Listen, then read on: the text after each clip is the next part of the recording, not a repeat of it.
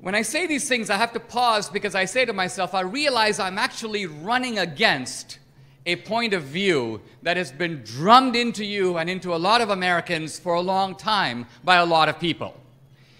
And I have to raise the question of how is it that you, smart guys at a smart university, how do you get to know things that are actually false? The answer is that your education is built on what can be called progressive historiography.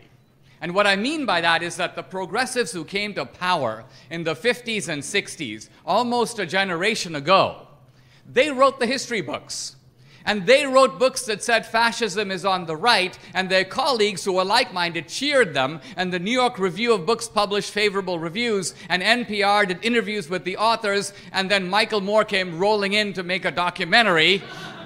Or Steven Spielberg gave the point of view a cameo in a movie, and then the guys at Wikipedia got a hold of it. So here you are, smart guy, and you say, wow, fascism has to be on the right because there it is in Barnes & Noble, and there it is on the History Channel, and there it is on Wikipedia, and I heard something on NPR. So the fact, even though it's the same bullet that is ricocheting from one wall to another, you get it from all different directions, and you think, wow, it's got to be true, even though you weren't there.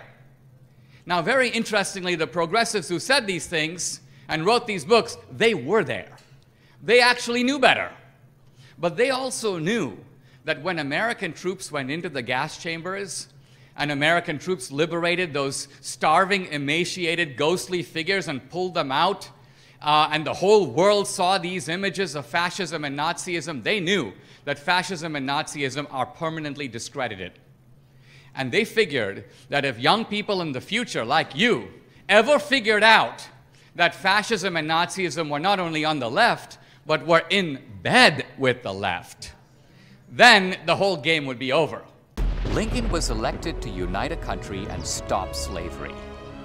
Democrats smeared him, went to war against him, assassinated him. Now their target is Trump. They say he's a racist, a fascist. But who are the real racists and fascists? A nation dies, but its people are not free. It's now up to us to save America a second time.